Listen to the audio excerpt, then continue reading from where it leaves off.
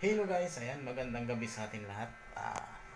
Itong video na to para kay Baymax TV. Ayan. Ayan, para kay Baymax TV itong video na to. Ako nga pala, si Galang Vendors. Ayan, pakisupport yung channel ko. At FB account ko. Ayan.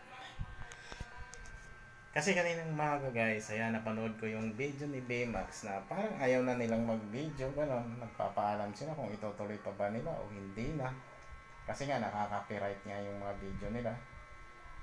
At napipirata ng ibang mga vlogger.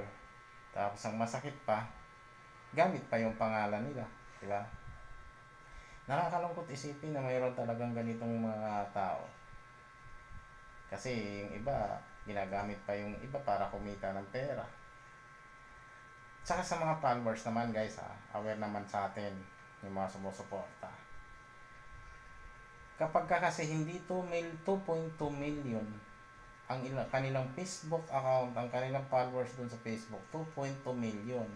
Pag hindi 2.2 million yung sinusuportahan nyo dun sa Facebook, hindi sila yan. Sigurado ako dun. Tapos yung YouTube channel nila, 500,000. Ayan. 500,000 yung YouTube channel nila. Yun nga, pagka hindi ganun ang kataas yung nagiging supporter nila, hindi sila yon.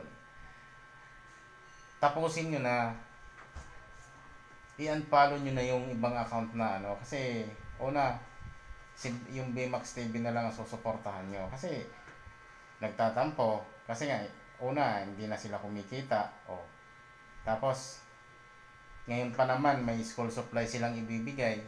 Kawawa naman yung mga bata na pinangakuan nila na tapos hindi nila makukuha yung ganong para sa mga bata.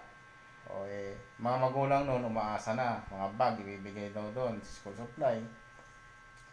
Tsaka susuporta na lang din naman tayo doon sa mismong account ng tao kasi hindi lang naman hindi naman sila ang hindi lang naman si Baymax ang tumutulong doon dahil din sa ating mga followers yun, sa mga views.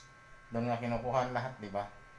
Kung dumami yung views niya, may posibilidad na lumaki yung sahod nila. So, ibig sabihin, tayo rin na nagdo-donate din doon sa kita na yun ni Baymax para doon sa mga taong natutulungan niya. Kung wala tayo, hindi natin siya susuportahan, di ba? Hindi naman siya kikita sa Facebook. Yan. Hindi sila kikita. Totoo lang. Kaya support na lang natin yung account ni Baymax TV. Ayan guys, ayan. Nakakaawa naman kasi ayan, nagtatapos siya. Ayaw na daw niya mag-vlog. Nakakapanghinayang kasi ilang vlogger lang. Talaga yung may kusang kawang gawa. Di ba? Kung sa Central Visayas may Baymax TV. Napakaswerte ng mga tao doon. Di ba? Mga bata na bibigyan ng vitamins. Nagpapapiding siya. Gaya ng mga special child. Yung mga sinusuportahan ba ninyo, merong ganon. Diba? Ang ipinopromote lang ng iba, pagsusugal. Isa din yun guys, sa nagustuhan ko sa mga vlogger na yun. Diba?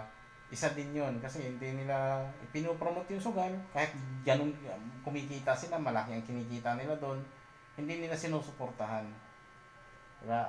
Malinaw yung sinabi ni Baymax doon. Ayaw niyang turuan tayo ng bisyo. Ako wala naman akong bisyo, walang problema doon kahit ikaw pa nila. Pero saludo ako sa mga vlogger na yun guys. Ayan, hanggang dito na lang tong video na to at maraming salamat. Magandang gabi ulit. Galang Vendors TV, pakisupport lang po. Ayan. Baymax, huwag kang huminto. Huwag kang patatalo sa mga yan. Kami bahala sa'yo. Good luck guys. Ayan, ingat kayo.